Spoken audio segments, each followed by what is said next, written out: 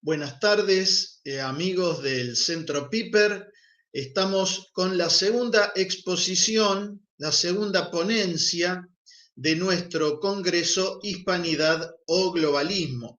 En esta oportunidad nos acompaña el doctor Miklos Lukács, que hablará sobre el tema el gran reseteo y que va a estar transmitiendo desde el Reino Unido. Una gran alegría hoy para nuestro centro contar con su presencia, una presencia muy esperada en el ámbito del Centro Piper de Mar del Plata, Argentina. El doctor Miklos Lukács es un destacado académico de origen peruano, oriundo de la ciudad de Lima. Es doctor en Management y Gestión de la Innovación por la Universidad de Manchester, en el Reino Unido. Es profesor principal de Ciencia, Tecnología e Innovación de la Universidad de San Martín de Porres, en Lima, Perú. También ha sido profesor en las universidades de Essex, Manchester y Wellington, en el Reino Unido, y ESAN Graduate School of Business en Perú. Actualmente reside en el Reino Unido junto a su familia. Doctor Lukács, muchas gracias por recibirnos y por hacerse este espacio para compartir el Congreso. Desde acá, desde el fin del mundo, lo saludamos. No, bueno, Cristian, muchísimas gracias por la invitación al Centro Piper. Es un placer estar con ustedes y bueno, encantado de presentar el tema que va a ser a capela, ¿no? Hay gente que ya me ha escuchado bastante esto. Voy a tratar de aportar elementos nuevos, como siempre trato de hacer en todas mis presentaciones, pero Así cada vez es. que hay estas actividades o estos eventos, yo asumo que el público es siempre nuevo. Es decir, hay gente que a uno lo puede seguir durante mucho tiempo y probablemente ya hayan escuchado estas cosas varias veces, pero uno nunca debe asumir que está hablando para una audiencia antigua, sino que está dirigiéndose a gente nueva, y a esa gente me dirijo. Así Pero a es. los que ya han Así es. escuchado mis presentaciones antes, siempre voy a aportar elementos originales y nuevos, así que pierdan cuidado. Gracias, Miklos. Está transmitiendo ahora desde el Reino Unido. ¿En qué ciudad está? Yo estoy al sur de Manchester, muy cerquita de Manchester, al sur, en Ajá, la zona conurbana, vamos a decir, que es la ajá, zona más ajá. bonita porque no estamos rodeados de estos edificios de la revolución industrial, estos ladrillos rojos horrorosos, ¿no? Sino que estamos con bosque y lagos y es una zona mucho más agradable, ¿no? Más agradable. Qué Así lindo, es. qué lindo. Queridísimo doctor, entonces quedamos en sus manos y lo escuchamos atentamente. Bueno, muchísimas gracias, Cristian. Es un placer dirigirme nuevamente a todos. El tema que me propusieron es el gran reinicio, gran reseteo, que no es una novedad, es algo que vengo cubriendo desde junio del año pasado. Y digo desde junio porque específicamente el 3 de junio es donde nace o por lo menos se da a conocer públicamente este concepto de gran reinicio, Great Reset, el 3 de junio. Y da la idea, ¿no? Dentro de este contexto de pandemia, porque hay que recordar que la pandemia se oficializa, vamos a decir, en marzo, y a partir de esa fecha, a partir de ese mes, en los siguientes días, los gobiernos empiezan los confinamientos, ¿no? Estos confinamientos que han sido muy duros. Entonces, se da en ese contexto de gran control y restricción de nuestras libertades, se da en un contexto de caída de las economías, ¿no? No sé, el año pasado las economías de los países cayeron fuertemente. En el caso, por ejemplo, de Argentina, creo que fue entre 8 y 10%. El caso de Perú fue 14%. Es decir, volvimos a niveles de economía del año 2007-2008, por lo menos en mi país. Colombia también cayó un dígito, Chile, es decir, todas las economías mundiales cayeron y aumentaba el desempleo, aumentaba la desesperanza. Entonces, en este entorno de desesperanza, de restricciones, surge este video manufacturado, este concepto manufacturado por el Foro Económico Mundial de gran reinicio, que apela, obviamente, porque el progresismo es experto en apelar a las emociones, apela a la emoción y apela a la esperanza, ¿no? De que esta situación de pandemia, el tema del medio ambiente, que siempre aprovechan de camuflarlo, ¿no? Al momento de ingresar, cuando se habla de la pandemia, siempre se habla también del tema del medio ambiente, que al final es el troyano más importante de todos. Y que este estilo de vida quizás, ¿no? Esto era una especie de como de llamada de atención a la humanidad, ¿no? Para valorar las libertades y que era necesario darle vuelco a la forma como habíamos vivido. Pero hay una diferencia fundamental en este gran reinicio con respecto a otros quiebres de la historia, que no solamente se habla de la necesidad de reiniciar, ¿no? De resetear los sistemas políticos, económicos y socioculturales, sino también fundamentalmente resetear al ser humano o lo que significa ser humano.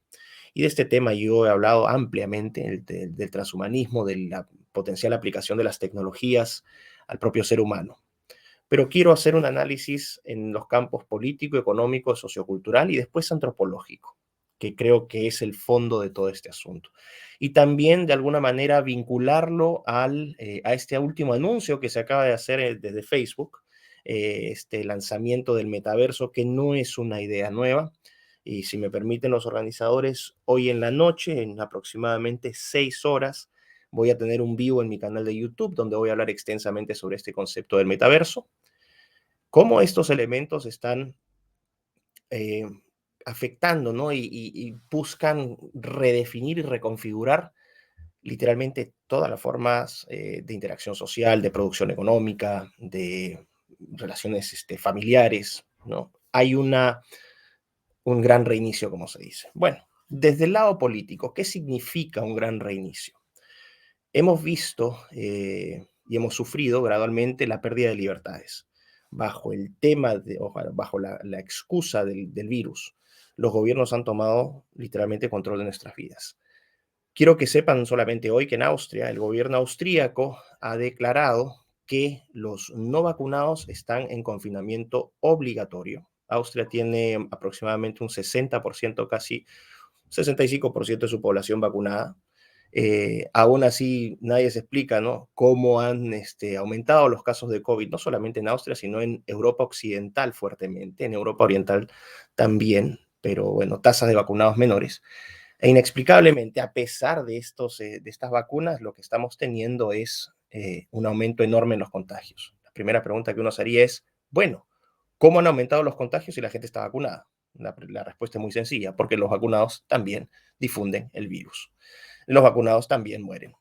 Los vacunados también son fuente de infección. Pero bueno, producto de esta inexplicable paradoja, ¿no? De estas vacunas que no sirven para nada casi, el gobierno austríaco ha obligado a confinamiento obligatorio a 2 millones de ciudadanos que no se han vacunado. Y aquí lo que tenemos es abiertamente un estado policíaco. La medida también promete extenderse a Alemania, a Bélgica, países de Europa, otros países de Europa Occidental están sopesando la medida porque lo que vemos es un patrón, ¿no? Se toman ciertas medidas en un país, que se toman como una especie de piloto. Vamos a ver qué tal funcionan y si funcionan, se replican en el resto de países. Entonces vamos a ver qué pasa. Lo que estamos teniendo ahí es restricción de libertades. Es decir, por tu seguridad vamos a destruir tu libertad o vamos a someter tu libertad.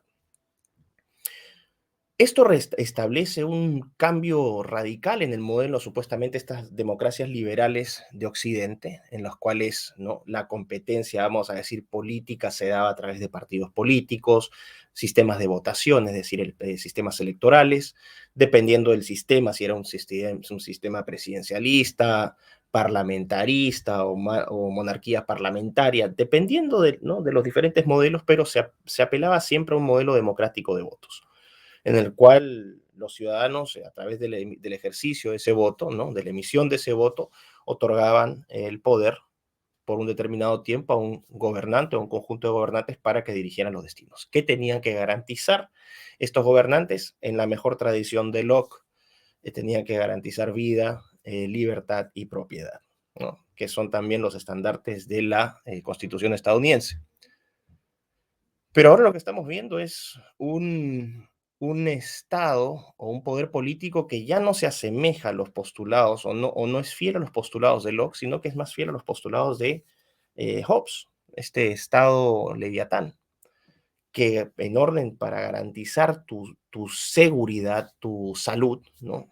Tu paz, oprime completamente tus libertades. Hay una inversión aquí. Ya la legitimidad no emana del voto.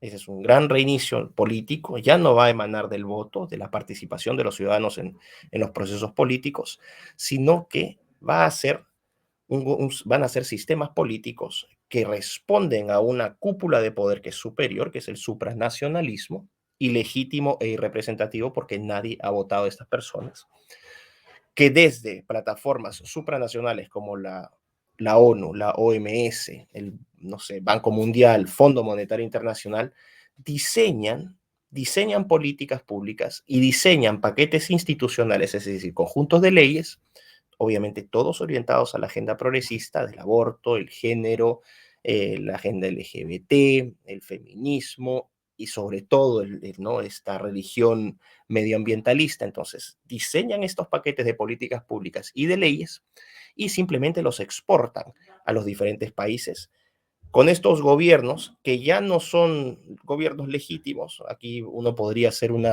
comentario, lo voy a plantear en condicional para evitar problemas, pero habría alta posibilidad de fraude o de procesos electorales fraudulentos, de los cuales países, ni siquiera países como Estados Unidos se salvarían. O sea, yo cuestiono abiertamente si la transparencia de la elección que permitió a Biden ser presidente. Me da muchísimas dudas. Lo que ha pasado en Perú también, lo que ha pasado en Chile, lo que pasa en Argentina, lo que pasa en todos estos países nuestros, ¿no? Incluso en España, países que se pensaría que son democracias blindadas. Ninguna democracia está blindada. El punto es que surgen estos gobiernos tremendamente impopulares, en muchos casos ilegítimos, que lo que hacen es toman estos paquetes de políticas públicas, estas legislaciones, y se las imponen a su población. Ya no son los parlamentos nacionales ni los equipos técnicos del Poder Ejecutivo de cada país los que definen cuáles son sus problemáticas principales, cuáles son sus necesidades principales, sino que desde el supranacionalismo ¡puc!, se imponen estas políticas. Entonces hay una inversión de este modelo político de abajo hacia arriba, donde la soberanía reside en el pueblo, ese pueblo ¿no? transmite ese poder o delega un poder a un gobierno para que lo represente y ese gobierno es parte de la estructura burocrática de un país y el conjunto de países le dan legitimidad al sistema internacional. Ahora es al revés, ahora es de arriba hacia abajo. Supranacionalismo, estados nacionales títere y opresión, imposición a sus poblaciones. Ese es un cambio radical como parte de este gran reinicio político. Y hoy, The Economist, no fue hoy, el miércoles, la revista The Economist, que es esta revista británica muy conocida de economía, ellos se definen como liberales clásicos, lo cual es una broma, es progresismo puro y duro. The Economist es el Pravda del progresismo contemporáneo, ¿no? El Pravda era el panfleto soviético de propaganda, bueno, The Economist es el Pravda del progresismo actual, donde decían que, o nos advertían que se venía el gran gobierno, los grandes gobiernos. Y eso es lo que estamos viendo ahora. No solamente restricciones en cuanto a movimiento, en cuanto a libertades, ¿no? de expresión. Ahora no solamente te censuran Big Tech, también se empiezan a censurar los estados, eh, donde lo que vamos a ver es un traspaso ya de poder donde la ciudadanía va a estar completamente desprotegida y ese poder va a ser concentrado y acumulado por los gobiernos, que tienen a su favor también o bajo su control, ¿no? Las Fuerzas Armadas y la policía. Es decir, el monopolio de la violencia no para proteger a la población, sino para someterla. Esto es muy, muy importante. Entonces hay esta inversión. Y con este Estado más grande, también vamos a tener efectos importantes, por ejemplo, en lo que es la proyección de los estados de bienestar. Y aquí entraríamos ya y lo podríamos atar al campo de la economía, es decir, la concentración de un poder político que es ilegítimo y no representativo, porque no representa los bien, ¿no? los valores o los principios y las necesidades de la gente, sino de aquella burocracia o estructura supranacionalista con su agenda progresista Y desde el lado de la economía está atado directamente este estado interventor, este estado de bienestar gigantesco. ¿Qué significa en lo económico? Bueno, a partir del 2020, con estas restricciones, con estos confinamientos, las tasas de empleo disminuyeron radicalmente, la producción de los países disminuyó radicalmente, es decir, la productividad cayó, y esto generó mayor pobreza.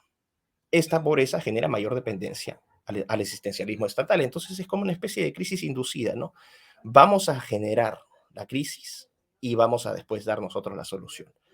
El caso de Estados Unidos es un caso en cuestión muy, muy serio porque Estados Unidos es la economía más grande del mundo, aproximadamente, debe ser aproximadamente, calculo, una quinta parte de la economía mundial, es decir, es una economía muy relevante. Y lo que ha estado haciendo Estados Unidos es aumentar, aumentar la emisión de dinero. Es decir, han puesto a funcionar la maquinita. Entonces están fabricando billetes. ¿Están fabricando billetes para qué? Para financiar, entre comillas, sus programas de estímulo financiero. Entonces, estos programas de estímulo financiero que supuestamente son bonos para la gente que ha sido golpeada por la crisis económica, al final terminan siendo cultivo directo a la inflación, porque vas generando ese dinero no tiene ninguna justificación de producción y al haber más circulante disminuye su valor. Es como que tienes más arena porque la arena no vale porque hay demasiada, entonces cada vez que hay demasiada, entonces baja el valor. Lo mismo ocurre con los billetes, cuando tienes demasiado circulante, ese billete empieza a perder valor porque artificialmente empiezas a aumentar los precios y entras en esta espiral inflacionaria. Entonces, están generando una inflación, se está cocinando una inflación muy, muy fuerte en los Estados Unidos. Tengo entendido que ayer las cifras de inflación para el país que se dieron son la más alta, es la inflación más alta en 30 años. ¿Qué significa esto? Aumentan los precios, el valor del dinero cae, en algún momento se desencadena una crisis económica. Una crisis económica que estoy convencido es inevitable, ¿no? Que también impulsa y justifica esta narrativa de gran reseteo. Es decir, una crisis económica de enormes proporciones inducida, donde lo que se va a hacer es generar más pobres, o la conclusión es, la consecuencia natural es que van a haber más pobres, y esos pobres van a ser más dependientes de los paquetes de asistencia del Estado. Entonces, dentro de este gran reinicio, dentro del gran reseteo, también entra esta idea de que el estado este estado gigante, este estado paquidérmico, también va a aspirar en lo económico. No lo advierte solamente The Economist, sino también lo advierte el propio Klaus Schwab en un libro que él publicó junto a Thierry Malleret en julio del año pasado, si mal no recuerdo, que se llamaba COVID-19 y el gran reinicio. Bueno, ahí también dan las pautas de lo que está pasando. The Economist simplemente está tomando una de las ideas, ¿no? O una de las propuestas o una de las proyecciones de Schwab de que el Estado va a ser más interventor. ¿Qué significa un Estado más interventor en lo económico? Bueno, significa ¿no? En un Estado más asistencialista, la entrega de bonos, la famosa renta básica universal, que creo que es una especie de propina para los desempleados, que va a ser una propina eterna, porque esa gente no va a poder reingresar al mercado laboral, ya voy a explicar por qué, pero vemos un Estado más interventor en el sentido del asistencialismo, un Estado que va a tener que dar, o esto es lo que nos están diciendo, que va a dar permisos sobre qué áreas de la economía y qué áreas de la economía pueden y no pueden ser explotadas. Es decir, cuando uno quiere abrir una empresa, simplemente lo que hacía era abrir su empresa y listo. No tenía que pedirle permiso al Estado sobre qué rubro quería tomar esa empresa o a qué actividad se iba a dedicar uno. Ahora probablemente uno vaya a tener que entrar a pedirle al Estado que te diga en qué áreas puedes invertir y en cuáles no. Esto es muy grave, obviamente, porque es también la pérdida total de la libertad económica. El famoso emprendimiento se ve completamente sometido al poder del Estado. Y un Estado también que para financiar este asistencialismo lo que va a hacer es va a aumentar los impuestos. Es decir, las cargas impositivas van a aumentar. El caso de España, por ejemplo, muy notorio el aumento del precio de la electricidad, ¿no? Ha aumentado hasta el 50-60%. Mis amigos españoles lo saben bien. Es decir, generando una crisis de energía también muy, muy fuerte, que también va a impactar en lo económico. Porque obviamente si tienes boletas de electricidad que están aumentando, vas a tener que disminuir el consumo. Y esto también va en línea con la narrativa del medio ambiente. Entonces, un Estado en lo político, con una concentración de poder vertical, desde arriba hacia abajo, un Estado que en lo económico es asistencialista, un Estado paquidérmico que decide qué actividades económicas son importantes, que te aumenta la tasa impositiva, muy serio. Y también desde lo económico, dentro de este gran reseteo, es el impacto que tienen, ¿no? No solamente el COVID es la excusa, sino las tecnologías que se están impulsando detrás a través de la famosa cuarta revolución industrial. El impacto que van a tener estas tecnologías en el mercado laboral. Efectivamente, como pone José, ¿no? Emisión descontrolada, inflación elevada. Y como dice China, el caso de Evergrande, exactamente, que ahorita se está declarándose en default, ¿no? Que no puede pagar deuda. Pero ya voy a entrar a eso. Gracias, José. El caso del empleo, con las famosas tecnologías convergentes, particularmente relevantes la inteligencia artificial y la robótica, que este año ya han desplazado en todo el mundo a más de 70 millones de personas. 70 millones de personas en el mundo se han quedado sin empleo porque la inteligencia artificial y la robótica los han reemplazado. Y este número va a seguir en aumentos por los próximos, durante toda esta década. Esa es la gente, ¿no? Que sale del mercado laboral y que necesariamente pasa a depender de este estado asistencialista. Nuevamente, todo está, ¿no? Muy bien gatillado, muy bien integrado. ¿Y por qué es difícil que esta gente pueda ingresar al mercado laboral nuevamente? Es muy difícil porque no tienen las habilidades, porque estamos pasando de un modelo de economía física, un modelo de economía física capitalista, transición hacia una economía digital, donde los activos físicos también se están digitalizando y donde la infraestructura económica ya no le pertenece a los países, ya no le pertenece a la gente que financia esas obras, esa infraestructura, esa tecnología con sus impuestos, sino que le está perteneciendo casi exclusivamente de manera oligopólica a los grandes gigantes tecnológicos. Este es otro elemento clave, una transición del poder político desde los gobiernos elegidos democráticamente hacia, ¿no?, estas corporaciones, principalmente corporaciones de alta tecnología. ¿Por qué? Porque estas grandes empresas, en Occidente, las más conocidas, Microsoft, Facebook, Google, Amazon, Nvidia, Uber, etcétera, ¿no? Estas empresas en Occidente y en Oriente estaríamos hablando de Huawei, de Tencent, de Alibaba, de Baidu, etcétera. Hay una serie de empresas también en China que están trabajando en varios de estos aspectos, ¿no? Lo que están haciendo es generar toda esta infraestructura para esta economía digital. Pero hay una diferencia fundamental entre la economía china y la economía estadounidense y el poder político en los Estados Unidos y en China. En China el poder político recae completamente en el Partido Comunista y el Partido Comunista tiene un control directo sobre todas las empresas. En China el Estado sigue siendo dominante.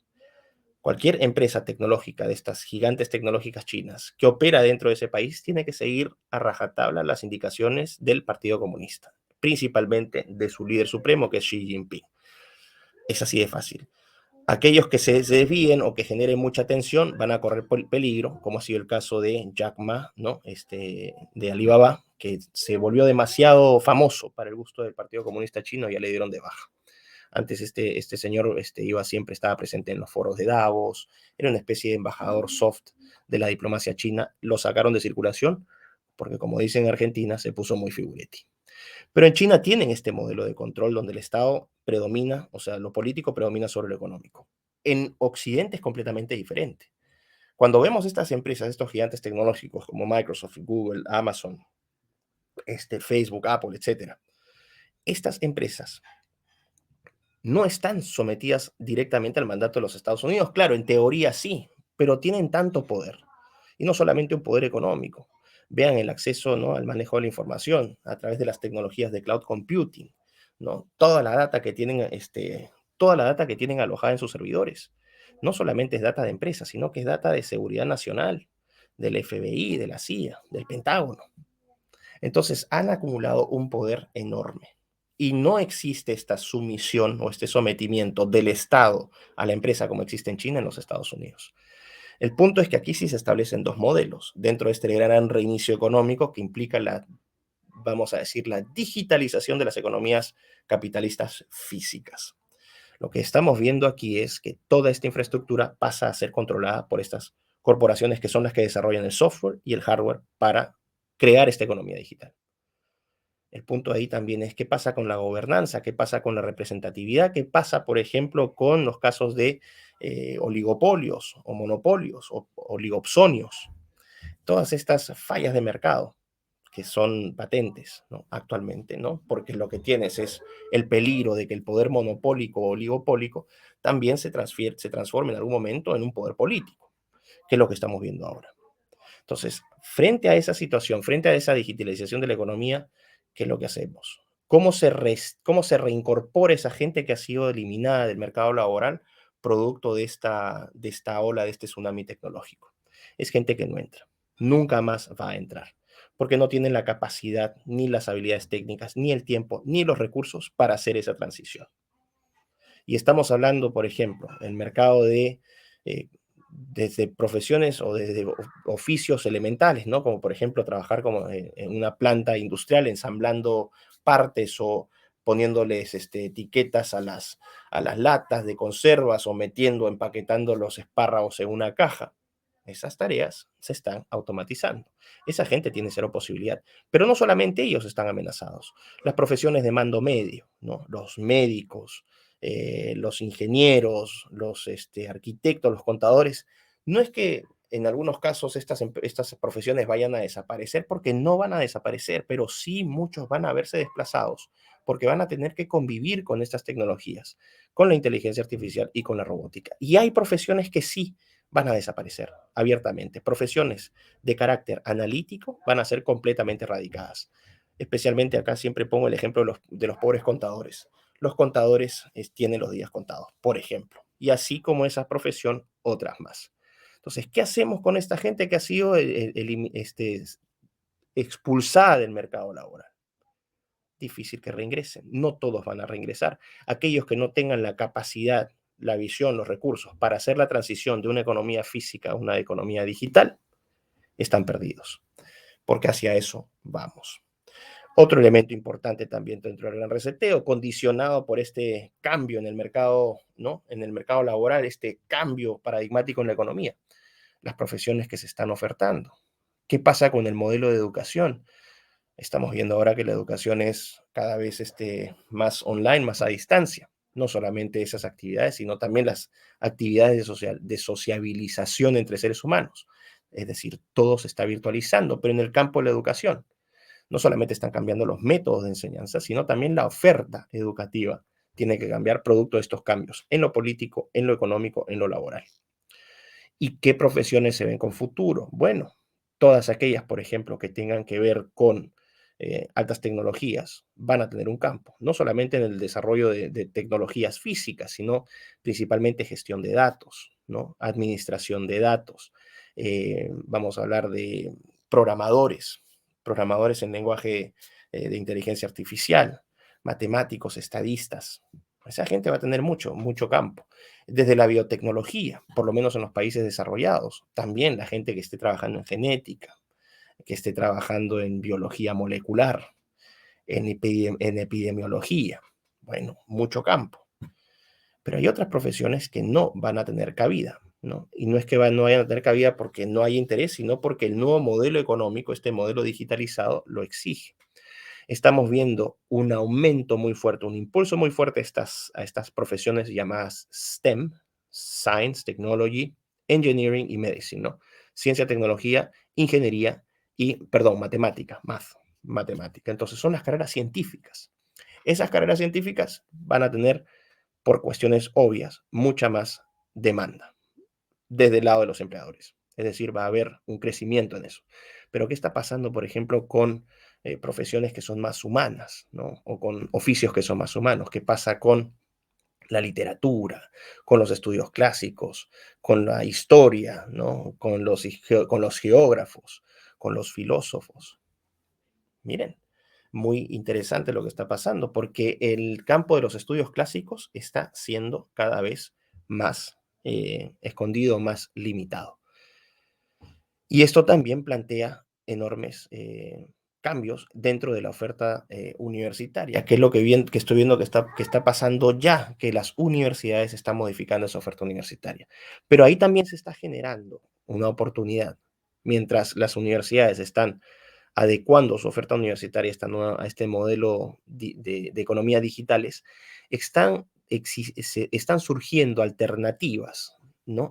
Alternativas educativas, no necesariamente de universidades o de centros oficiales, sino de cursos online donde se ofrecen aquellos estudios que las universidades están despreciando. Y para el bien y para la satisfacción de la gente que se ha atrevido a enseñar estos temas, la demanda aún sigue siendo alta. Pero más allá de estos juegos de oferta y demanda, lo que vemos entonces es el cambio en la política, el cambio en la economía con esta transición hacia lo digital, el impacto en el mercado laboral, ese impacto en el mercado laboral que impacta también el aspecto educativo, ¿no? Ahí estamos viendo estos cambios. Hasta ahí, en lo político, en lo económico, en lo sociocultural, un gran reinicio en cuanto a las relaciones interpersonales. La virtualización nos ha afectado, no tanto a los adultos, pero sí a estos niños, la generación COVID, que son niños que han vivido meses durante momentos críticos de su formación personal, han vivido meses en confinamiento, literalmente encarcelados, que han vivido en este confinamiento y que les ha impedido en muchos casos desarrollar de manera sana vínculos interpersonales con otros niños. Es decir, son niños, es una generación, no lo vamos a ver ahora, pero sí en unos años más, es una generación que es socialmente disfuncional o que tiene severos problemas de asociación, que tiene severos problemas también de confianza propia. Son niños que nacieron asustados, están aterrorizados porque el temor que vieron en sus padres ha sido transferido hacia ellos. Entonces, es una generación insegura, socialmente disfuncional, eh, poco, ¿no? Menos creativa, porque al estar encerrados completamente en una casa y ver el mundo solamente de la pantalla, las capacidades cognitivas, las capacidades creativas también se ven afectadas. Hay unas propuestas o hay unos libros y trabajos académicos que se han publicado que plantean que el coeficiente intelectual de los seres humanos en los últimos 15, 20 años ha bajado. Es muy difícil, creo yo, determinar a ciencia cierta si eso es así, pero en base a la experiencia, ¿no? A la relación al ver, ¿no? Una experiencia limitada, no puedo decir que a partir de esto se pueda generalizar una conclusión, pero lo que yo he visto es que los jóvenes y los niños sí son, vamos a decir, no necesariamente menos, no quisiera decir menos inteligentes, pero sí son menos creativos y es mucho más fácil acomodarlos, adoctrinarlos, parametrarlos. Creo que es una generación más dócil también, ¿no? Entonces, estamos viendo también este impacto en lo sociocultural. ¿Qué pasa en la relación, por ejemplo, de las personas? El concepto de las familias que están siendo atacados, porque a pesar de que hubo COVID, a pesar de que estamos en proceso de gran reinicio, lo que nunca ha dejado de ocurrir es la imposición de las agendas progresistas. Se sigue insistiendo con el aborto, se sigue insistiendo con el género, con los cupos trans, los cupos LGBT, es decir, la agenda progresista ha seguido imparable. Mientras la gente se muere de hambre, los gobiernos siguen, vamos a decir, y en todas partes, los gobiernos siguen empecinados en imponernos aborto, diversidad, bandera el arco iris, lo cual demuestra, ¿no? Que no hay ni siquiera ninguna sintonía, sino que esto ya no es algo espontáneo, sino que está ampliamente coordinado. Porque la evidencia es esa, todos los países exactamente parametrados haciendo lo mismo. El gran reseteo es global. Entonces tenemos la redefinición de las relaciones humanas, la virtualización de estas relaciones humanas, es decir, vamos fragmentando a la sociedad y vamos hiperindividualizando o atomizando a los individuos. Y esto creo que prepara el campo para algo mucho más serio, que es dentro de esta economía digital eh, donde, vamos a decir, las transacciones dejan de ser físicas y pasan a estos mercados digitales, no solamente en el plano económico se están digitalizando las cosas. Aquí entra también la idea del metaverso, esta que no es una idea original de Zuckerberg, ojo. Es una idea que ya tiene más de 3 décadas por lo menos dando vueltas por ahí. Y Zuckerberg la hizo conocida porque simplemente es el primero que ha apostado todo o nada a que Meta, antes Facebook, es la primera empresa que se compromete, se está jugando literalmente todo o nada, se compromete a desarrollar un sistema, un metaverso en los próximos años. Bueno, este metaverso también implica la digitalización no solamente de la economía, sino de absolutamente todo. Es la digitalización de la vida del ser humano. El ser humano de carne y hueso que pasa a convertirse en un avatar, en un personaje digital. Y aquí también hay una serie de problemas. ¿Qué pasa si digitalizamos, ¿no?, nuestras vidas o empezamos a tener dobles vidas? Una vida en el mundo real y una vida en el mundo digital. Si la vida en el mundo real es poco atractiva por todos los problemas que les he mencionado, es natural pensar que este metaverso, ¿no?, te invita a un mundo de fantasía, un mundo de felicidad, igual que las drogas, donde puedes meterte y olvidarte de tu triste realidad y vivir la vida que siempre has soñado vivir. Ahora estamos especulando un poco porque está el campo de la ciencia ficción. Es decir, el metaverso, según lo proyecta Zuckerberg, todavía no es posible. No es que la idea no sea nueva, la idea ya ha dado vueltas. Ya hay metaversos pilotos que han funcionado muy bien. Ojo, pero la visualización de Zuckerberg, no estamos bastante lejos de eso todavía. El problema es que tenemos que anticiparnos porque esta gente ve a 10, 15, 20, 30 años de hoy. Y a la gente de a pie solamente le alcanza para ver a los próximos meses o los próximos 5 años. No hay una visión de largo plazo. Y es una visión no solamente cortoplacista, sino también bastante estrecha. Y esto no es que sea un defecto de las personas. La vida nos condiciona a tener las perspectivas que tenemos. Si es una persona que no nació en una buena situación, no tiene una buena situación económica, su preocupación última va a ser el metaverso y el impacto antropológico del metaverso. Su preocupación primaria va a ser cómo llevarle pan, ¿no?, a la familia, cómo pagar las cuentas, cómo pagar el colegio a los chicos. Entonces, se juega también con la necesidad para mantener cautiva y mantener totalmente adormecida a la población. Pero podemos también algunos hacer el ejercicio y ver qué puede pasar de acá a unos 15, 20, 30 años con esta realidad paralela, con esta realidad del más allá. Y podemos decir también que si bien se ofrecen cosas muy positivas, también podrían ofrecerse cosas o podrían ocurrir cosas muy negativas. Y dentro de las más negativas, que este metaverso sirva de escape para mucha gente que nos tolera su mundo real y que pasa literalmente a tipo opio digital a vivir en el mundo de la fantasía. Esto también sería una consecuencia del gran reinicio, porque el gran reinicio lo que te dice es, básicamente no vas a tener nada y vas a ser feliz.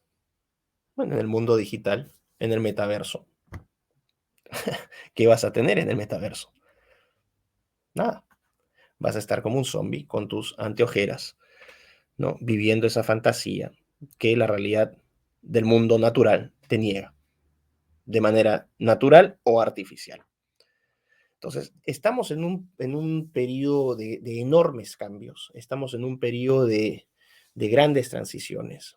Y todo esto también, yo ya he hablado mucho sobre los efectos, por ejemplo, de los conceptos de cuarta revolución industrial, su vínculo directo con esta idea del transhumanismo, de esta necesidad que veo yo, que es esta necesidad, así lo veo yo y por la investigación que he realizado, de control demográfico abiertamente, ¿no?, con un criterio malthusiano y un criterio darwiniano. De esto ya he hablado en varias ocasiones, por eso no lo quería tocar hoy, pero ahora estamos pasando a una reconfiguración también del ser humano desde lo físico, ¿no?, desde lo físico a lo digital. Sea desde la perspectiva transhumanista, o sea, desde la perspectiva del hombre avatar, los principios siguen siendo los mismos. Utilitarismo, ¿no?, el hombre reducido a un objeto, a una cosa. El materialismo, es decir, la dimensión trascendental, espiritual, completamente ¿no?, extirpada de la vida de los seres humanos. Estamos hablando también de un relativismo total, la ausencia total de verdades objetivas. En el metaverso esto llega a un punto absoluto. En el metaverso cualquiera puede ser lo que quiera hacer. La forma de llegar a consensos es casi nula, casi nula. Entonces esto abre la puerta al caos, abre la puerta a la disolución de las sociedades, abre la puerta al extenderse a la disolución de las sociedades, la disolución de los sistemas económicos como los conocemos hoy, la caída de este modelo capitalista, ¿no?, que promovía el emprendimiento, sino que cada vez una estatización de lo económico, y desde lo político, la irrelevancia absoluta de los estados, la irrelevancia absoluta del concepto de soberanía, de autodeterminación, de elecciones, a través de la automatización de procesos, toma decisiones que cada vez son delegadas más a máquinas que a seres humanos, y al final lo que vemos es una enorme asimetría de poder que cada vez se está haciendo más grande entre los de abajo y los que están arriba. Y los que están arriba son los que controlan estas tecnologías, controlan la narrativa y tienen bajo su mando, ¿no?, por lo menos informal, a toda esta base de lacayos que operan hoy con cargos ejecutivos o legislativos o judiciales. Entonces, no es un futuro muy, muy bueno el que nos plantea el gran reinicio. Creo que el gran reinicio es fantástico para quienes están arriba, pero el gran reinicio es terrible para quienes estamos abajo. No es una oportunidad para mejorar, sino que es una oportunidad para refundar sobre la base de una población que puede servir o que de hecho sirve, ¿no?, como conejillo de indias para estos nuevos modelos, para la implementación de nuevos sistemas, ¿no?, de nuevos ordenamientos políticos, económicos, socioculturales y cada vez crecientemente digitales. Así que bueno, gracias. Voy a dejar ahí la conversación. No sé si me quieran hacer preguntas. Muchas gracias, doctor. Muchas gracias por tanta claridad y por traernos, refrescarnos la memoria, traernos a la memoria estas evidencias, ¿no?, que cada vez se hacen como más claras, se pueden ver más nítidamente, ¿no? Lo que hace 10 años era conspiranoia, ¿no?, y éramos acusados de conspiranoicos, hoy esto se ve cada vez más claro, y más evidente, y el tiempo hace que la profundización de estos procesos impacten de un modo más contundente en la vida de cada uno de nosotros. Una pregunta nada más, sabemos que está con el tiempo ajustado, así que desde ya le agradecemos esta magistral exposición, doctor, Gracias, Cristian. y le preguntamos frente a este horizonte que tenemos por delante, ¿qué recomendación desde su experiencia, desde su capacidad perceptiva de todo esto que está pasando, qué nos recomienda a los ciudadanos de a pie, para amortiguar el impacto de este reinicio y para prepararnos, ¿no?, a tener una visión como la que tienen los que preparan estos planes, una visión no tan estrecha, sino un poco más amplia y un poco más larga en el tiempo? ¿Qué debemos hacer? ¿Cómo debemos prepararnos para estos tiempos que se avecinan y que usted ha expuesto con tanta claridad? Bueno, Cristian, lo primero, decir, bueno, saludos a toda la gente que nos ha acompañado en el chat, que ha estado viendo la presentación, a todos ellos un gran abrazo. Juan José Gómez Centurión está aplaudiendo, dice, supuestamente, ¿no? Así que al supuesto Juan José Gómez Centurión, si es el firme y si no es el firme, no importa, igual le mando un Es saludo. él, Ah, es él, Miklos, es él. entonces un Eh, fuerte abrazo a Juan José. Tú nunca sabes. aprovechamos para saludarlo y darle gracias también de estar acá compartiendo Sí, este momento con nosotros. un héroe, un valiente, un hombre que inspira mucho. Así que un fuerte abrazo a Juan José también, a Mónica también, que siempre manda saludos, a José y a toda la gente que nos ha acompañado. Lo primero que tengo que decir es que lamentablemente no traigo buenas noticias. ¿Por qué? Porque el cambio va a ser inevitable. O sea, el tsunami tecnológico se viene. Y yo siempre he dicho, uno no tiene que tener miedo a estos cambios, no, porque estos cambios son inevitables, son parte de la vida. La historia del hombre es cambio. No, no somos una cuestión lineal, horizontal, sino que estamos siempre en una pendiente, ¿no? Entonces, ese cambio va a venir, es inevitable. El problema no es que haya cambio, el cambio no es el problema es los términos en los cuales se nos está imponiendo ese cambio. Ese es el problema. A mí me puede parecer, yo puedo desconfiar legítimamente de una tecnología, ¿no? Puedo asustarme con respecto al impacto laboral que pueden tener la inteligencia artificial o la robótica, y es legítimo que yo me preocupe sobre eso. Pero eso no significa que se tenga que detener necesariamente ese cambio. Y tampoco significa que yo acepte todas las condiciones de ese cambio, porque me están diciendo, mira, la condición es, el cambio tecnológico es inevitable. Esta es la narrativa del gran reinicio, ¿no? El cambio tecnológico es inevitable, todo va a cambiar, lamentablemente, te guste o no, te vas a quedar sin empleo, pero nosotros, como somos buenos, probablemente te demos una renta básica universal para que vivas viendo Netflix, ¿no? Ahí en tu cubil, y bueno, vivas una vida completamente intrascendente por el resto que te queda, pero bueno, eso es lo que hay. Eso es lo que yo digo que uno tiene que rechazar, los términos. ¿Por qué tendría yo que aceptar esa condición de que me quieren confinar o de que me quieren limitar mis derechos y que me quieren dar simplemente una propinita para que yo viva? No tengo por qué aceptar eso. El cambio que venga, inevitable, viene, pero no tengo por qué aceptar esas condiciones. Cuando me dicen, mira, hay una tecnología que es CRISPR, que es maravillosa, que puede ayudar a curar enfermedades, yo digo, fantástico, utilicen esa tecnología para con fines terapéuticos. Si pueden derrotar el cáncer con esa tecnología, adelante, me parece fantástico.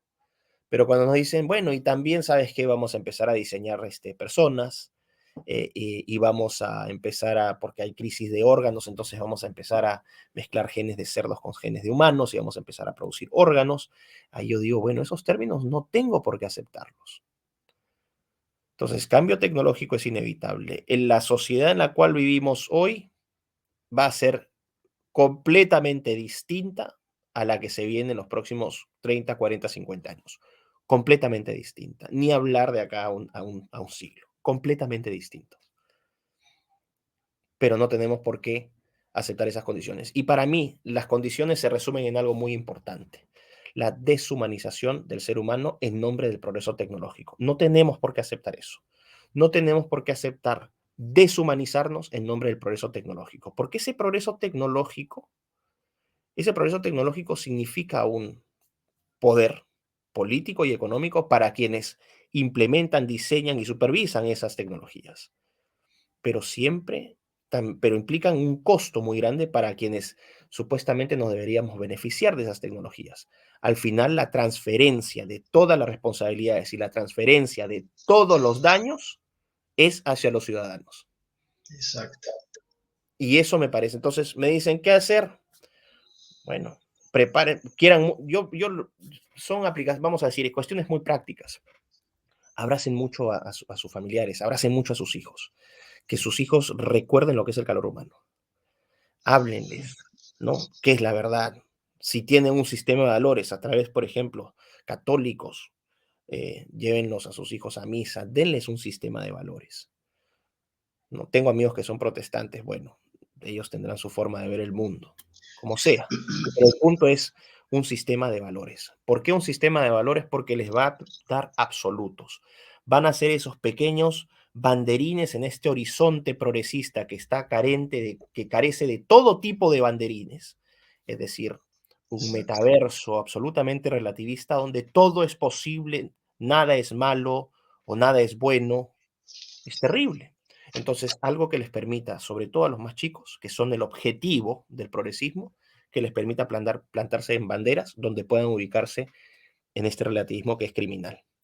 En una sociedad, sea física como la que tenemos, o incluso digital, en una sociedad sin absolutos, es imposible llegar a consensos.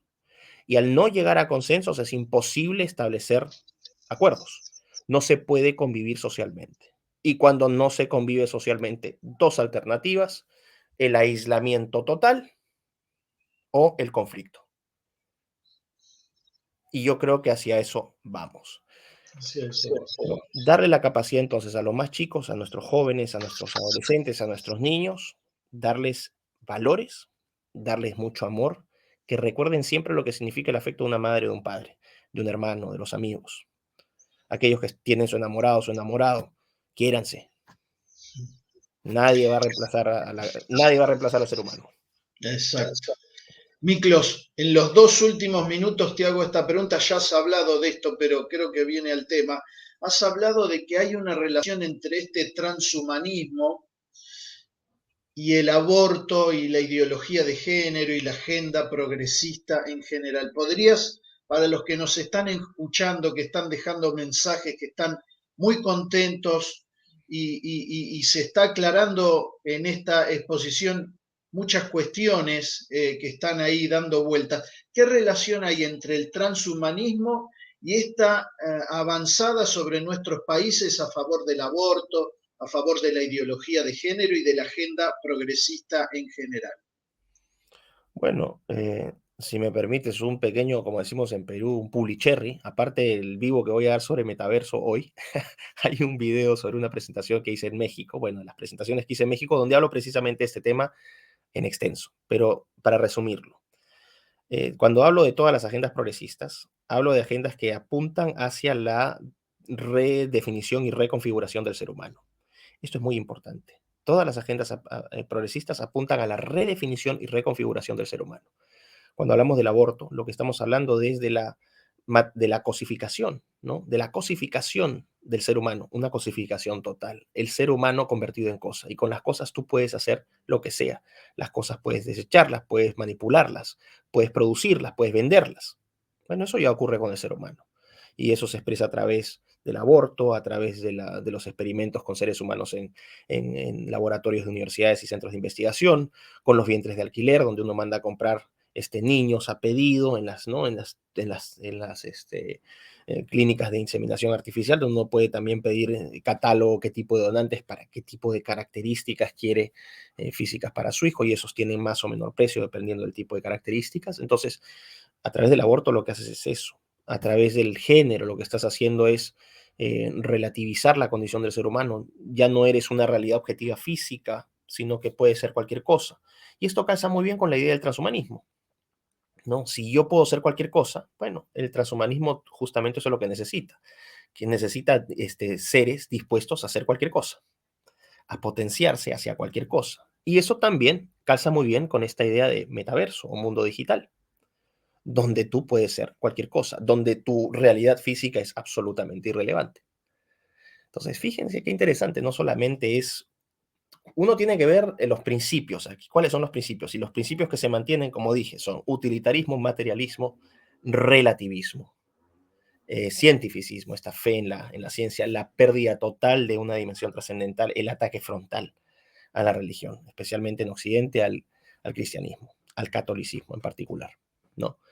¿Por qué? Porque implica absolutos, y lo que menos necesita el progresismo para imponer estas agendas es absolutos. Entonces, son, son cuestiones que van a llevarnos a, pienso yo, nos van llevando a la degradación de lo que es nuestra propia condición, a la poca valoración de lo que es nuestra condición. Y yo creo que ese es un grave problema. Lo mismo pasa con el feminismo, es decir, eh, también, ¿no? Esta inversión de roles, tratar de masculinizar a las mujeres, afeminar a los hombres, en esta idea de falsa igualdad, las nuevas masculinidades. Nuevamente, sobre la base está el relativismo. En un mundo de relativo, un mundo totalmente relativo, contradictoriamente o paradójicamente, todo, absolutamente todo es relativo. Miklos, gracias infinitas por esta exposición, por tu tiempo, por participar de este congreso y bueno, Dios mediante, esperamos que pronto podamos volver a encontrarnos. Te abrazamos desde el fin del mundo, desde Argentina. Y en este abrazo te abrazamos a vos y a todo el querido pueblo de Perú, que para Argentina Muchísimas es gracias. tan cercano. Muchas gracias. Muchísimas gracias, Cristian, a ti, al Centro Pipe por la invitación, a todas las personas que nos han acompañado. Un fuerte abrazo a Juanjo Gómez Centurión, ahí que tengo unas ganas enormes de verlo allá en Argentina, de saludarlo, de abrazarlo. Muy Y a bien. toda la gente que nos ha acompañado y a ti también, a todos por estar presentes. Así que muchísimas gracias. Gracias, Y gracias, Miklos. no se pierdan que acá en 5 horas en mi canal de YouTube, un vivo sobre el metaverso. Perfecto. Recomendamos entonces buscar tu canal y suscribirse y escuchar la conferencia de esta noche. Gracias, Miklos. Un Gracias, fuerte Cristian. abrazo. Cuídate, gracias. Hasta Saludos luego. a la familia. Gracias. Queridos amigos, entonces vamos finalizando así esta segunda magnífica exposición de Miklos Lukács sobre el tema del gran reseteo. Les damos una horita libre en esta maratón del día de hoy, una horita, y nos encontramos con la exposición del doctor Pablo Muñoz Iturrieta, La familia frente a la ideología de género. Los esperamos. Gracias.